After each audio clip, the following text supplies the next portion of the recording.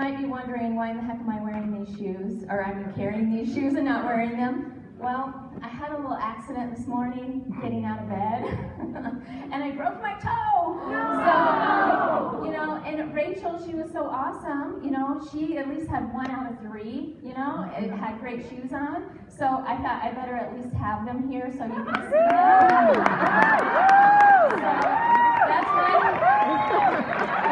1 out of 3. Following all these amazing speakers. Are you kidding me? Oh my gosh. So how many foodie people do we have out here? Yeah, me too. I love to take pictures of food. I appreciate awesome salads, amazing desserts, everything.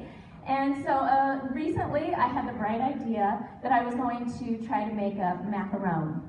Now, if you know macaron, they're these cute little colorful meringue cookies that are filled with yummy stuff in them. And then there's also a macaroon. And a lot of people call these macaroons, but a macaroon is a coconut kind of cookie. And I wanted to make the macarons because they're so cute. So I just Googled, found a recipe, and thought, I saw all these things saying that they were difficult to make. So I thought, well, I better start with a beginner recipe. So I started with a beginner recipe and watched a little video, got all the ingredients, got all set up, and to make these beautiful cookies, I took a picture of the batter, took a picture of them before they went in the oven, got them out of the oven, and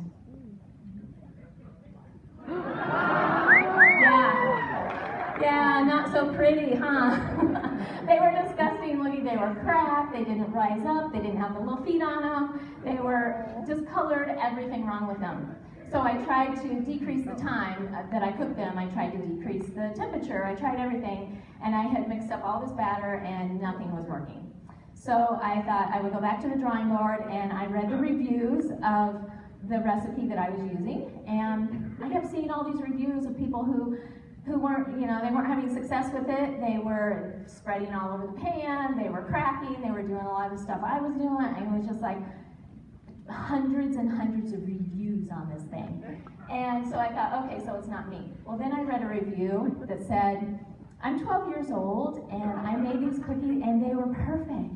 And I was like, oh, okay. And then I read some more, and they were bad reviews. And then I read another one that said, I just made a whole bunch of these, and they turned out just fine.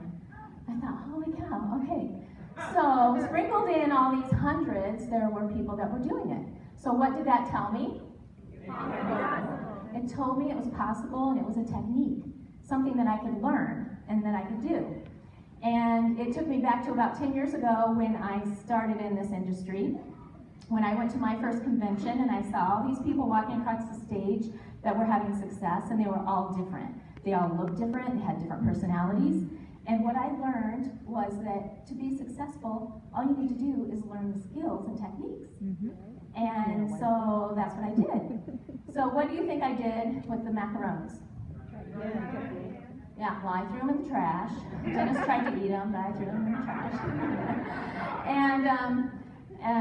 And then I went on to Vistaprint. Yeah, I went to Vistaprint and I made business cards. And on my little cards, I had a picture of macarons. Yeah.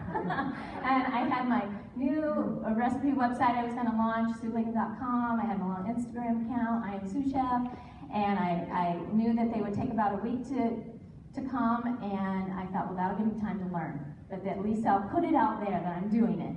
And I will not hand out one of these little cards until I have mastered the art of the macaron. And so the next day, I get a text from the pastor's wife of our church, and she asked me if I would make the desserts for an upcoming concert that they were having in our church. And of course, I said, sure, I will. And she said, okay, what will you be bringing? What do you think I said? Macaroons! I said, oh, I'll bring macaroons. Oh, and I had a list of other things. She goes, okay, I'm making little place cards for it. Do you know how to make macarons? And I said, oh yeah, I've made them.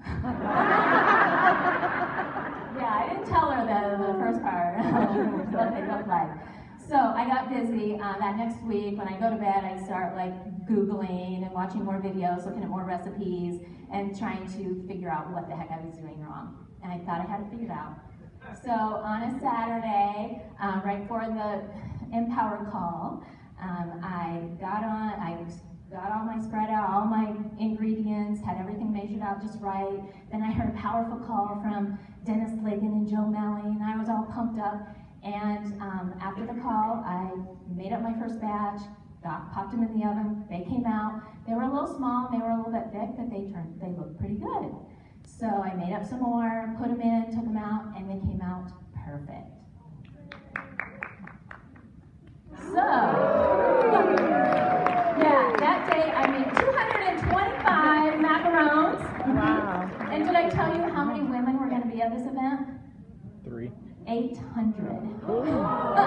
So a little bit of pressure, huh? But I kept on going that next week, and I mastered those stinking little macarons. So I could make them, and I could pass out my card, and everybody enjoyed them, and it was a great success. And the green ones I made, it was pretty cool. I added the Smart Stick to it, so that into the buttercream, and they were pretty awesome too. So that was the story of the macarons and my venture with that.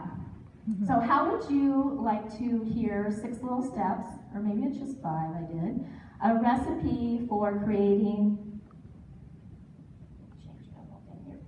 There we go. Recipe for raving customers, creating raving customers. Yeah. Everyone love your customers? Woo! Yeah, and your customers love you, right? It can be the foundation of your business. Well, number 1, you must believe in your product. Whatever product you have, you must have total faith in it, right? And how you might say, oh, well, I just started in the sticks, or I just started in the nails. How am I having faith in it? You're going to be a product of the product. You're going to use those products, and you're going to fall in love with them, just like we all have, right? There isn't a day go by that I feel like if I haven't had one of our M sticks in my body, I feel deprived. Yep. Yeah, I feel like, what the heck, I'm missing out on something. And so when you have that faith in your product and you go out to share it with someone, it's so much easier, because you know that every time that you're approaching someone, you're helping them. You're making them have a better life. In one way or another, you're offering something that's making them better. So you're going to use those products, and you're going to create your own testimonies. In the meantime, you can go to the Improve page on Facebook, and you can see thousands of testimonies right there. Results that people are having that you can share with your customers, and that you can go on and yourself be educated on these products and what they're doing, so that you can gain, even a deeper faith in what the products that we have are doing. Next up is not to prejudge, and it's so simple. We all know that, but we've probably all done it in the past. We might think, oh, they don't have enough money, or they're too busy for this, or you're starting to say no for them when the answer could certainly be yes for them.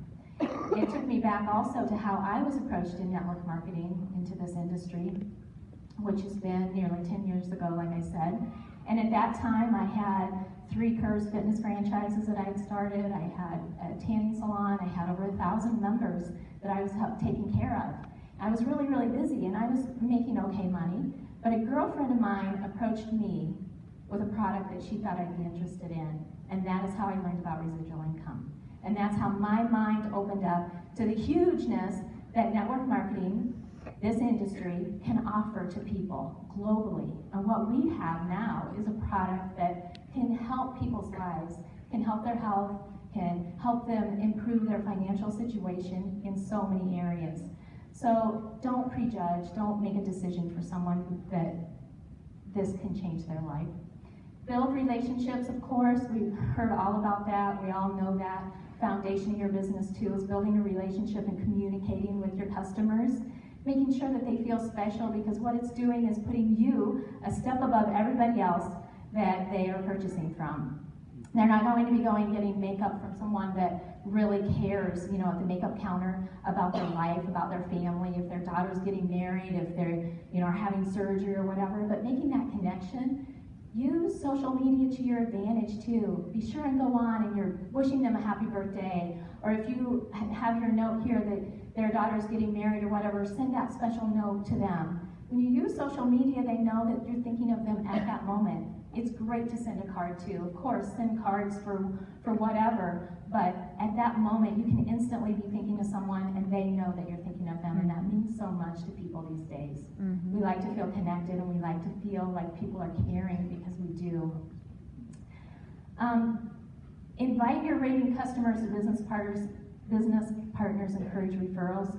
So simple as that. Don't prejudge your customer. Don't think that they're always going to be a customer, because they could leave at any time, but also make sure that you extend the invitation that they can be a member, they can be a business partner. You can lock arms together and you can do this incredible journey with them and help their life change as well.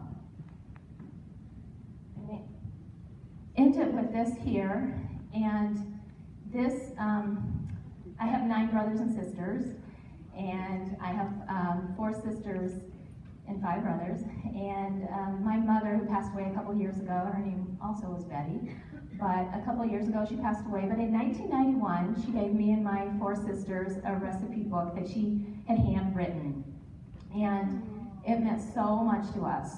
She didn't ever have a lot of money, and giving gifts was difficult, but she always gave something special, and this is the most special thing that I have from her. All the recipes, and she made notes on a lot of them, and it just means the world to me. But on the last page of it, she wrote this, and many of you maybe have heard this poem before, but it's a recipe for joy. And it's, time is not measured by the years that you live, but by the deeds that you do and the good that you give. And each day as it comes gives a chance to each one to love to the fullest, leaving nothing undone, that would brighten the life or lighten the load of some weary traveler lost on life's road. So what does it matter how long that we live, if as long as we live, we unselfishly give? And a note from my mom is never quit giving, and my note to you is never stop believing in you. Thank you.